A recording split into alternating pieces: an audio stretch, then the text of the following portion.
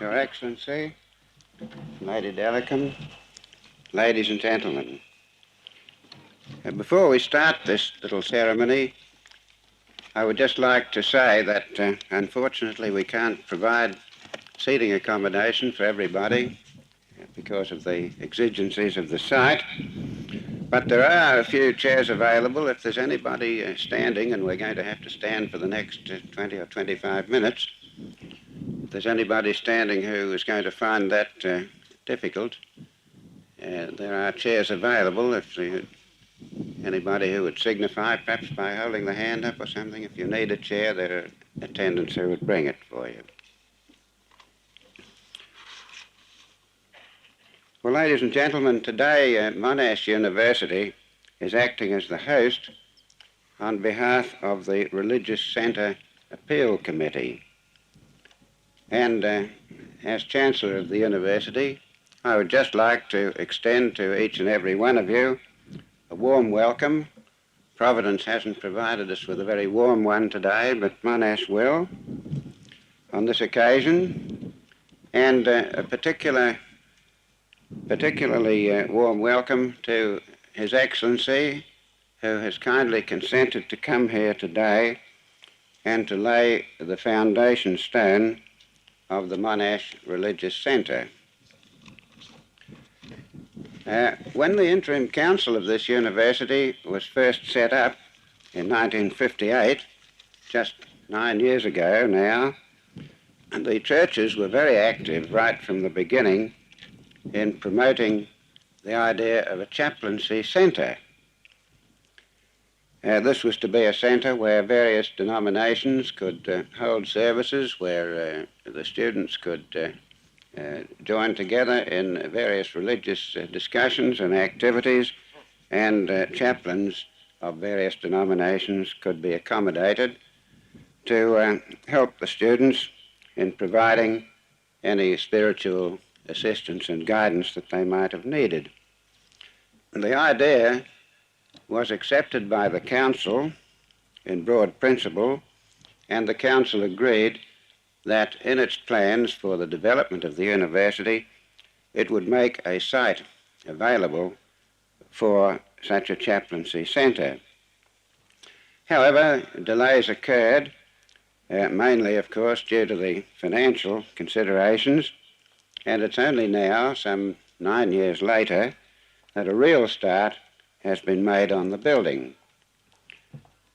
The delay really was rather fortunate, I think, because in the interim, the whole project caught a dose of ecumenical fever, and it has now become an integrated interdenominational centre of religious thought and influence, which I think is perhaps not quite unique in the world, but certainly is unique in Australia. And it's causing a great deal of interest in academic and church circles. And I'd just like to say that the council of the university is very proud to be associated with this project, and it will continue to take a deep and lasting interest in it. I think no one has taken a greater interest in the project than the chairman of the Council of Churches that really generated this idea. That is His Grace the Anglican Archbishop of Melbourne, Dr. Woods. And he is indeed sad that his duties today have prevented him from being here with us, but he sent his apologies, best wishes, and his blessings for a successful project. So in his absence, I now call on his Deputy Chairman, the Right Reverend Dr. Arnott, to address you.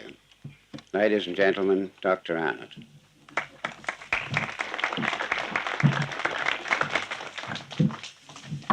Mr. Chancellor, Your Excellency, Lady Delacombe, ladies and gentlemen, it is my great privilege and pleasure this afternoon to welcome you, Your Excellency and Lady Delacombe, to this function, and also all those of you who are attending here this afternoon. In many ways, I think the idea of a sort of religious center representing all the major Christian denominations, the Jewish community, and other religious communities, generated in the mind of three people, none of whom are here this afternoon. The first was the Anglican Archbishop, Dr. Woods. The second was Professor McCackey, the Master of Ormond College, who is in Cambridge this afternoon. And the third was the Warden of Trinity College, then a member of this council, and who has unfortunately passed from us, Mr. Cowan. It was these three people, more than any others, who had the idea that a committee should be set up representing the religious denominations and churches to provide a chaplaincy center and a worship and meeting center within the university. And for a number of years, we have been planning for this day, so that this afternoon the dreams, particularly of the three people whose names I have commemorated, are coming to fruition. The Tertiary Committee of the churches is concerned not only with Monash, but also now with La Trobe and with a number of chaplaincies in a number of our technical colleges. So on behalf of the Tertiary Committee, I should like first of all to welcome Your Excellency and Lady Delacombe and thank you for honoring us here in this ceremony this afternoon. We were very delighted when you consented to become the president and patron of our appeal, and we know how much interest you have in Monash University as its visitor. Secondly, I would like to thank you, Mr. Chancellor, and the University Council for having made available for this project this central site in the whole university. I do not think we could have found a more excellent site, one which is at the very heart of the university, with the library, the administration block, the union, and the new theatre, and the various faculty buildings all around us. We should also like to thank you and the members of the University Council and staff for all the cooperation that they have given to this project and to the chaplains since the university started. We hope that we shall be able to give you a building that is truly worthy of this university, and we feel this is a proud afternoon in the history of the Church's Tertiary Committee as well as of this university.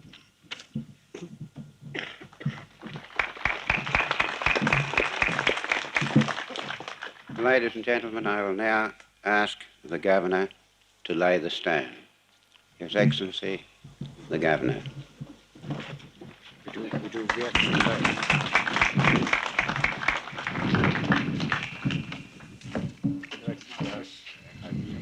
You're going to be my technical advisor and assistant. I gather you're rather good at this. Oh, no, far from it.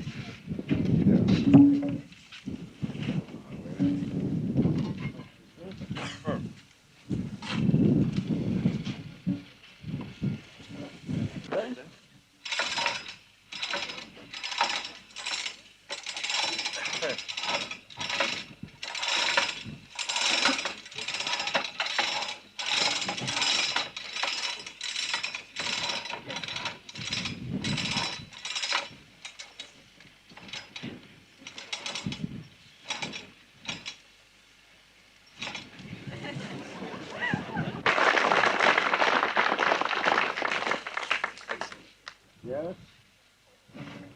Well, thank you very much for your assistance. Thank you. I declare it well and truly laid. I declare the stone well and truly laid.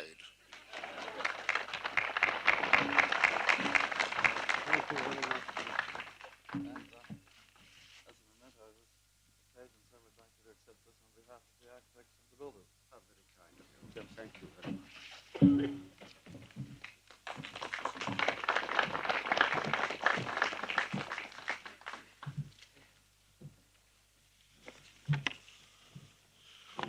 Mr. Chancellor, and Bishop Arnott, and ladies and gentlemen. I think I'm right in saying that it's just 7 years ago that Monash University enrolled its first students. But in that very short space of time, much has been achieved. Yet there's much still to be done. This university, being young, is indeed fortunate. Whilst it is able to draw on the experience and the traditions of older universities, you can take bold and progressive action for the future. And today, we are witnessing such action. A step, as the Chancellor has already said, a step unique in the history of Australian universities, because the laying of this stone is the start of the first religious centre ever to be built at an Australian university. And not only is the design an exciting contribution to the architecture of Monash, but the centre will provide a focal point for students of all faiths who, being away from their homes, and particularly those students that come from overseas, those students who feel in need of spiritual help or stimulus.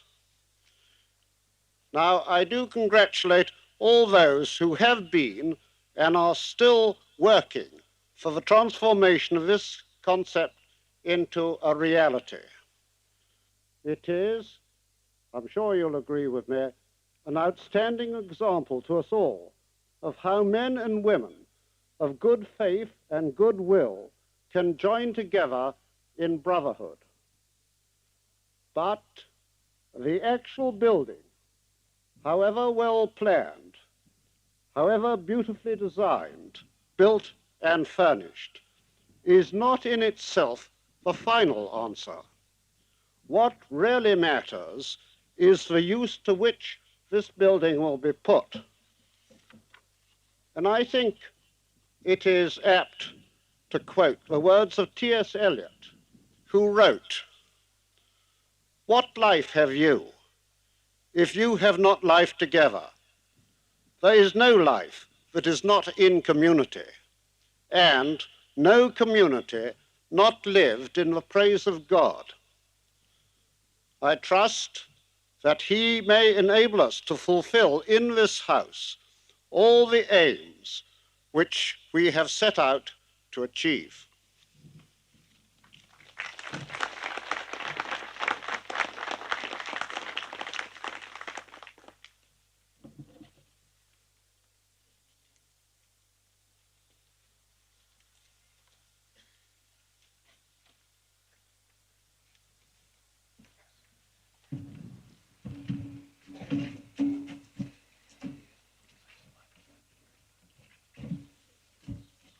I was glad when they said unto me, We will go into the house of the Lord. Feet shall stand in thy gates, O Jerusalem. Jerusalem is built as a city that is at unity in itself. Wherever the tribes go, even the tribes of the Lord, to testify unto Israel, to give thanks unto the name of the Lord. For there is the seat of judgment, even the seat of the house of David.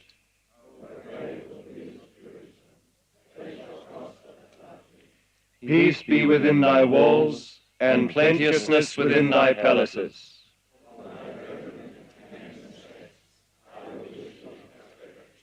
Yea, because of the house of the Lord our God, I will seek to do thee good.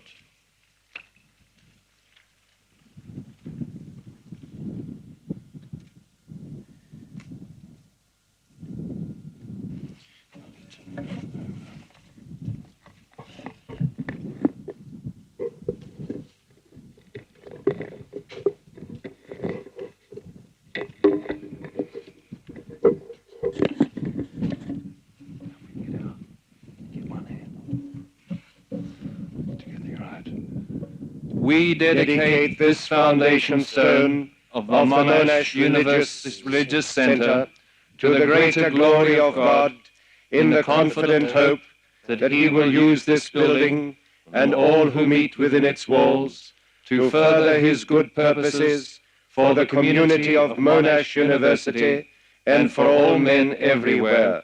Amen.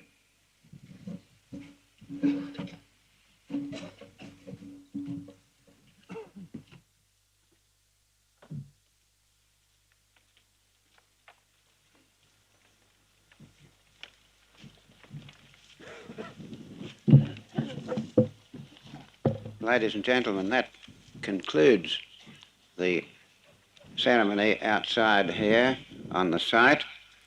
I would now ask you all to move into the upstairs portion of the Union building behind us, where afternoon tea will be served. And then after that, the Deputy Chancellor, Sir Michael Chamberlin, will give a short address to explain to you the beginnings of this project and the considerations which led up to its final form, and perhaps some indication of what that final form is. So if you would now kindly move into the Union, afternoon tea will be served. Thank you. Ladies and gentlemen, could I have your attention, please, for a short time? I'd just like to introduce to you the Deputy Chancellor, who is going to speak to you for a short time and explain to you the structure, aims, purposes, and everything else of the Monash Religious Centre. So, ladies and gentlemen, Sir Michael Chamberlin.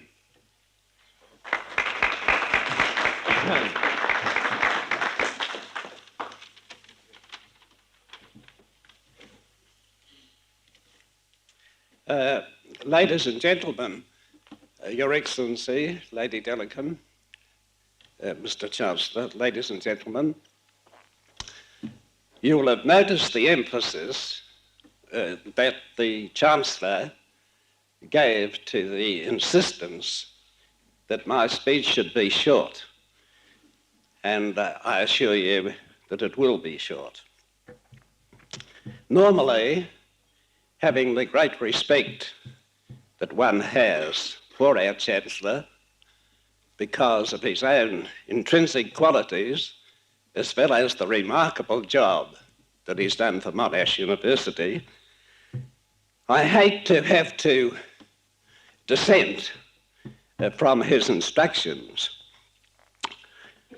because I have not quite prepared the extensive survey that would be necessary in order to fulfill his instructions.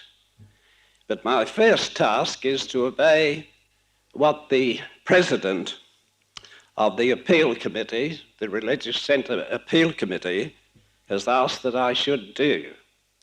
And it is to thank, on behalf of the University and on behalf of the Religious Centre Appeal Committee, His Excellency the Governor and Lady Delacombe for gracing us at this function today.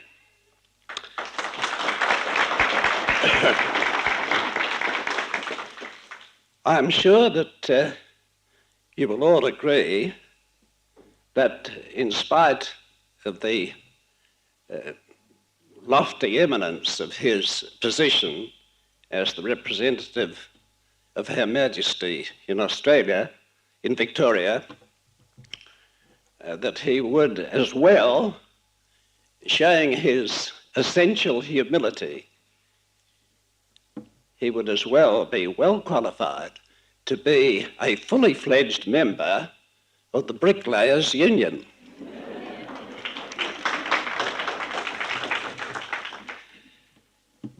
I suspect that His Excellency had had a little practice before this afternoon.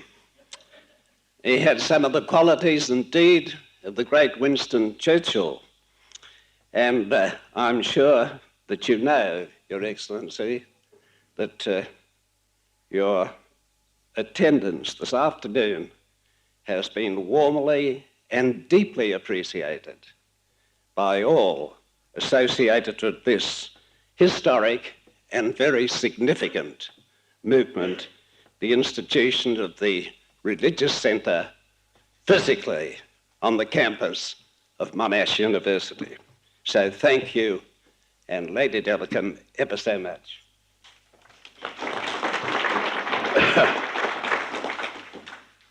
First thoughts on this historic occasion are of gratitude to those who, conceiving the necessity for a religious centre on the university campus, had the courage and faith to submit their ideas to the University Interim Council.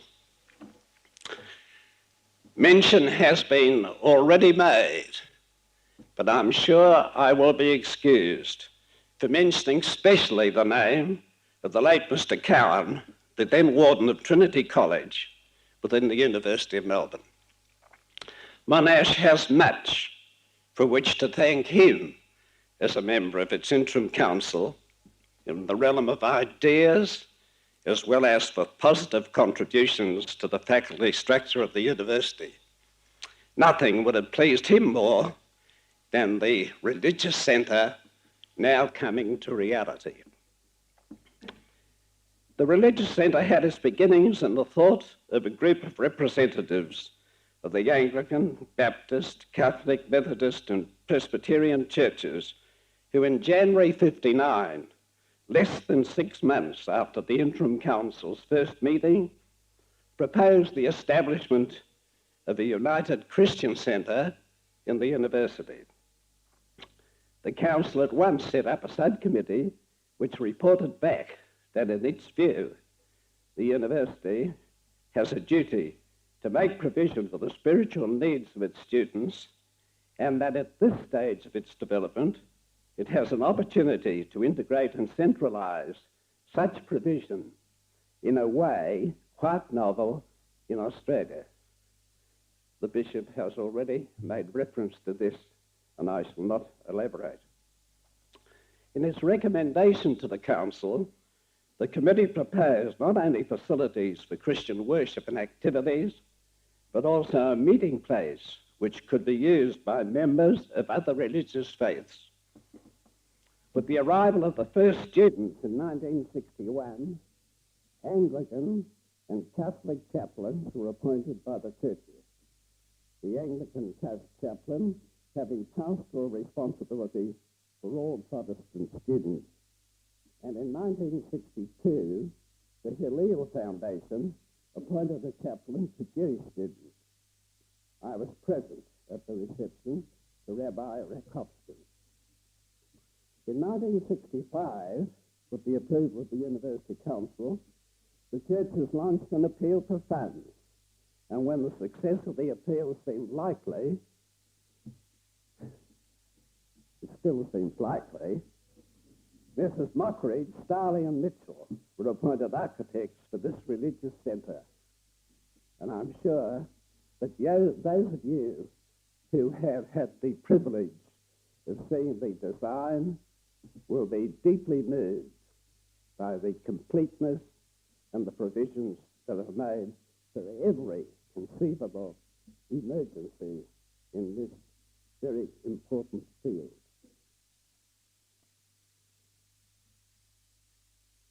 When completed, the building will be given by the churches to the university. It is expected it will be ready by the beginning of 1968 academic year. I emphasize, it is a gift to the university. Last month, the Church's Appeal Committee arranged a small informal ceremony at which the Premier, Sir Henry Bolton, placed the central survey peg. In announcing a contribution to the project by the government, Sir Henry said, "It gives me great honour to do this, and may I say that I'm thrilled to have this honour, because I believe this is one of the greatest concepts of all time. The principle behind it is so wonderful, and the need is so urgent, that it would be intolerable, almost, if we did not raise sufficient money to go ahead with this project. The government thinks so greatly of it that we are prepared to put in $20,000. These are, if I may say so, memorable words made even more eloquent by the munificent gift. The Monash University Act of 1958 of the Parliament of Victoria for the establishment and incorporation of the university contains a provision which I'm sure will interest you. This clause recites the objects of the university, which I shall not declare here, and concludes with these words, I quote, "And in the giving of instructions and training in any branch of learning, the university shall aim and foster a desire for learning and culture and for a knowledge of the social and cultural as well as the technical and practical aspects of that branch of learning, an understanding of its relation to the whole field of human life and knowledge." Whilst these words may not be capable of precise definition, they certainly indicate a wide vision and remind one of some recent remarks of the experienced rector of Edinburgh University. On the occasion of his installation, he stated that looking desperately into the mystery of things, we shall once again understand that fulfillment must be sought through the spirit, not the body or the mind, and will be realized, if at all, elsewhere than in this world of time and space. Occasionally, and I underline occasionally, one cannot help wondering if some educationalists have thought more about mind than about character.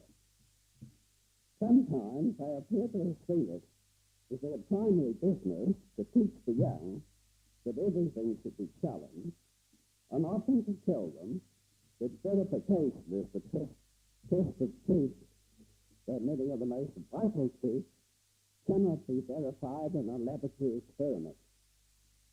I know there is a case for the view that universities should be, for students, not so much places where everything can be learned, as places where everything should be doubted.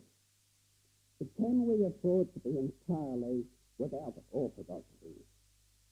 Newman discussed the case for humane studies pursued in their own right over a century ago, and in one of his immortal discourses briefly sums up his view as follows.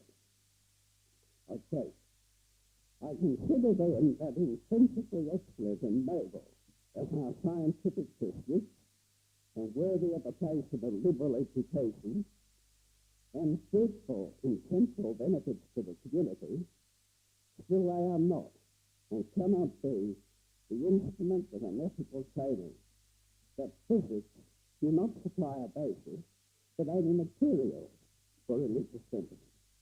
That knowledge does but occupy, but does not form the mind. That apprehension of the unseen is the only principle capable of subduing moral evil, educating the multitude, and organizing society. And that, whereas man is born for action, action flows not from influences, but from impressions, not from reasoning, but from faith. Nowadays, it seems fashionable to us, is belief in God relevant to modern life? Is God dead, you hear asked? But the first question to be asked is, what is man? From this question, all others proliferate. To it, one way or another, they all return. Whence is man's origin? What is his destiny? Is it to be found and fulfilled within terrestrial history, or does it lie beyond time in another world? Is there a God? What is God? Does God have a care for man? Does he show it? Does man need to be redeemed from sin, or only from anxiety? Is man to be rescued from death, or only from the fear of death? These but hints of the myriad questions to be asked and answered. And we can only hope and pray that the religious centre will give the opportunity for contemplation and thought about the deeper things. On the place of theology and education, the American writer John Mockridge held the view that refusal on the part of a university to recognise its own spiritual and intellectual situation would be a flight from reality. But this raises questions that are not to be asked and certainly not to be answered this afternoon. The interrelationship of secular and theological education is a matter for greater minds than mine, but I am pleased it is receiving attention in Australia. May I conclude with a quote from the Conciliar Constitution on the Church in the modern world. The intellectual nature of the human person is perfected by wisdom and needs so to be.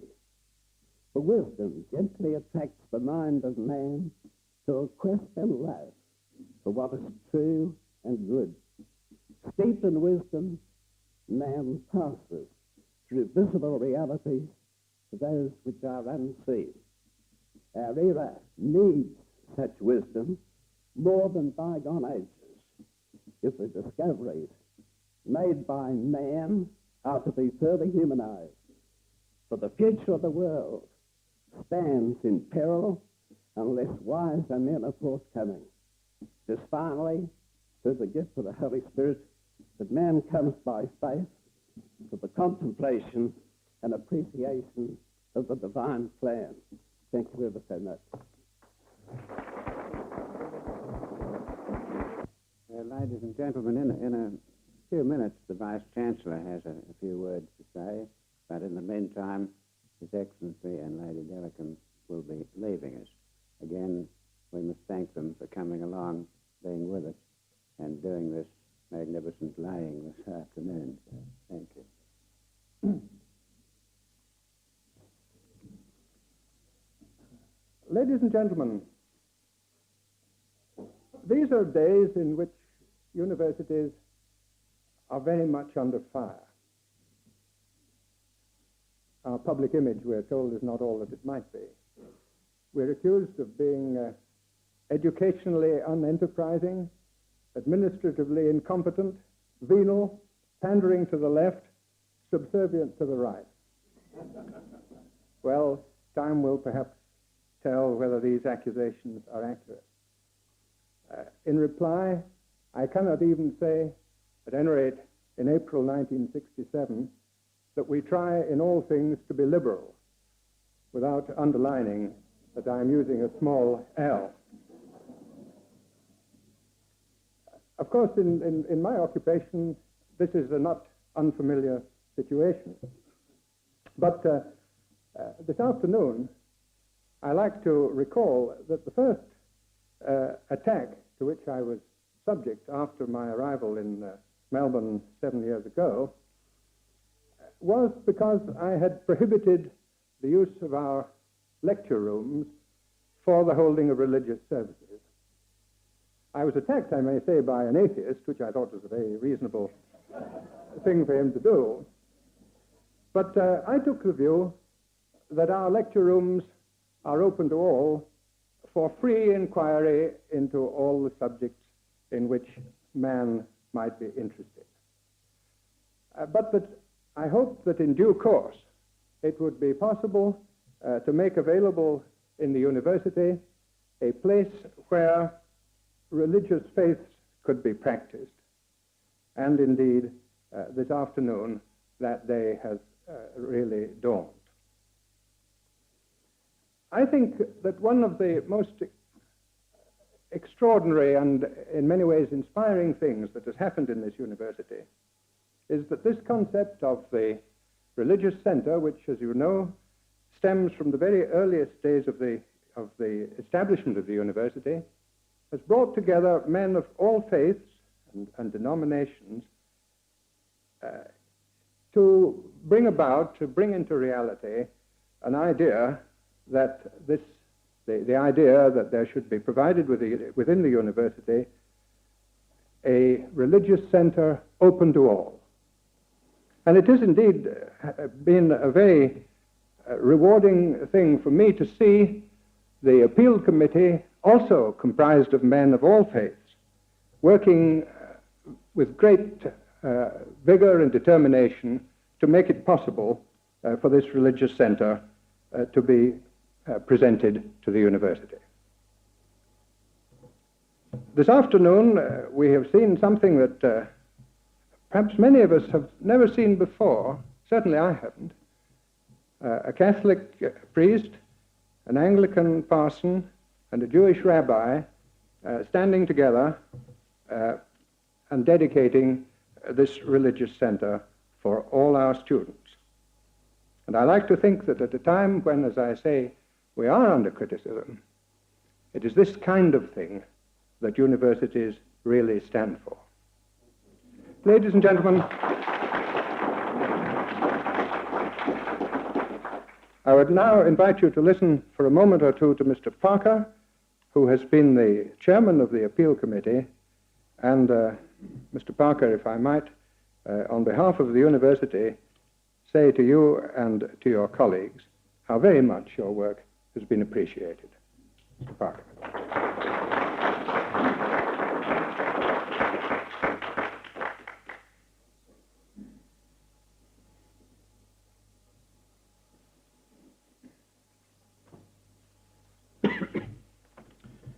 Mr. Chancellor, ladies and gentlemen, I'm sorry for the slight lengthening of the proceedings beyond our schedule. We were working to minutes and a couple slipped away. We sort of dropped a stitch here and there, but you'll be glad to know we're on the last plain and pearl run or row, whatever they call these things.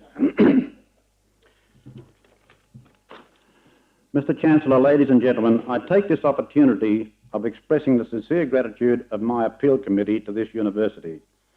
It has been most cooperative and generous, particularly in the matter of today's ceremony. I also pay tribute to my predecessor, Reverend Professor J.D. McCackey, who has been mentioned earlier, is at Cambridge. He chose a most unfortunate time, as far as I'm concerned, to take his sabbatical leave, and he's judging it very nicely because by the time he returns this in June, we are all hoping that this building will be well on its way and almost paid for. This morning I received a cable from Cambridge addressed to me. Congratulations, good wishes, today's function, Monash, signed Davis McCackey. I feel that the nature of today's ceremony and the words of the previous speakers have been consistent with and emphasised the importance of this unique project. A project important not only to the citizens of Melbourne, not only to the citizens of Victoria, not only to the staff and students of this great university today and in the next few years, but to the hundreds of thousands, we hope, of staff and students who will be benefiting from and enjoying the facilities this building offers for both worship and council for perhaps a century ahead. Many of you good people have already helped this project by your interest and encouragement, and some have already assisted it financially. But I feel quite strongly that all here present today have helped by your very presence here as the guests of the university and of my committee. By your very attendance, you have indicated at least that you are behind us and our work, and this gives me and my committee great pleasure, encouragement, and hope. His Excellency referred to our work to transform a concept into a reality. But to transform an idea into bricks and mortar, pews and stained glass windows requires finance, and it was for this sole purpose my committee was formed nearly 3 years ago. As you will see from the brochure, the total cost of the project is some $270,000, and I can now state that the total at the moment is $202,000. The sources of support so far have been the constituent churches, men and women individually of all faiths, including, I'm delighted to say, many students at this university, and a number of trusts and of business houses. It is stating the obvious when I say that such a magnificent building as the religious centre will be, could not take shape and be completed except through the generosity of a very large number of people interested in the intellectual and spiritual welfare of the staff and students in this university, and therefore, I suggest, interested in a parallel development in the citizens of this state. Many significant gifts have come to us. The churches alone, including promises or targets, will be contributing $110,000. The state government, as you've already heard from Sir Michael, has already given us the magnificent and encouraging gift of $20,000. Some trusts have given or promised a total of $54,000. From commerce and industry, a few preliminary approaches we've made have resulted in some $10,000. And this afternoon I have been informed of one individual donation of $2,500 and another of $1,000. With this encouragement, and with most of our labour behind us, we hope, and with continued generosity from our fellow citizens, we are completely confident that the gap of $68,000 will be closed and that this building will be available for full use by the time the first term of 1968 opens. I stress that we, my committee, are not seeking cash contributions today or shortly. We are not necessarily, but we seek the intention to contribute over a period of 5 years. In fact, by far, the largest part of our total to date is not in cash. I would say some 80 to 90% is not in cash. Attached to your program is a gift intention card, and I hope you all received one of those this afternoon that is clipped onto your program. I would like you to study this. I realise that some present have already contributed, but my committee is not suggesting that they necessarily contribute again. I realise that some present may not have contributed, and the committee would be lacking in initiative if it did not feel that it should provide a suitable opportunity for such people today. I shall now ask everyone present to take his or her card and do this. At the top here in the blank space, will you print your name and address? You will see on the next few lines that we are seeking gifts spread over a period of 5 years and that all gifts are tax deductible. And also you will read that gifts may be varied at any time and the first instalment may be paid any time during the next 12 months. I need not remind you, ladies and gentlemen, that $270,000 is an extremely large sum of money, and we could not expect to raise this amount from single gifts, single cash donations. This is why we ask everyone to consider carefully to what extent they can contribute over the next 5 years. We need large and generous gifts. We have already received many of these, as witness the total, but we still need many more. And I suggest it would be intolerable to any member of this community that such a project commence in debt. Now, to those of you who wish to make a gift, let me illustrate how the card should be completed. Let us say I intend to give £100 per year, making a total of £500 over 5 years. And this, incidentally, to me, is not a very large sum when one breaks it down to, say, a weekly figure and takes into account the tax saving. I'll then take my card and fill in as follows. My gift to this appeal will be, in the blank there, $200, that's the £100, and this makes a total of $1,000 over the 5 years, on the understanding that I may vary the amount if necessary. I emphasise there is nothing legal or binding about this document. I then sign the card on the signature line, and today's date is the 9th of April. I put my mailing address on the next line as listed, and now I write when I want to make my first contribution, and this may be any time between now and next April. My subsequent contributions I want to be in the month of, say, August, and so I write in August. I would like to point out that all gift intentions will be acknowledged by letter, and where cash is received, an official receipt will be issued. Now, to those of you who have contributed in the past, my committee does not, as I said, expect you to contribute again, necessarily, but if so, would you mind filling in your name and address and write across the card, already given. There may be some guests here who do not wish to contribute, and this is their prerogative, of course. And to them I say, would you kindly still print your name and address on the card and write across it nil. This exercise will at least mean that you will not be approached by my committee again, at least for a year. So would everybody please, before you leave, preferably now, fill in one of these cards and leave it in boxes which are provided around the room. I think they're all yellow boxes like that one at the door, and pencils are available from the catering staff if required. Donations to this fund, without any doubt whatsoever, guaranteed, may be deducted for income tax purposes, and I know it is hardly necessary for me to mention this is of great importance to each donor. For those whose annual income is of the order of $4,000, about 1/3 of the end portion of that is due to be paid as income tax. For $10,000, about a half. And for those fortunate or unfortunate people whose annual income exceeds $20,000, about 2/3. Thank you for being so patient, ladies and gentlemen. One final request. When you have written on your card, please place it in one of those boxes, and please do not take a card away. If anyone wishes to ask me a question later on, I'll be very happy to do so.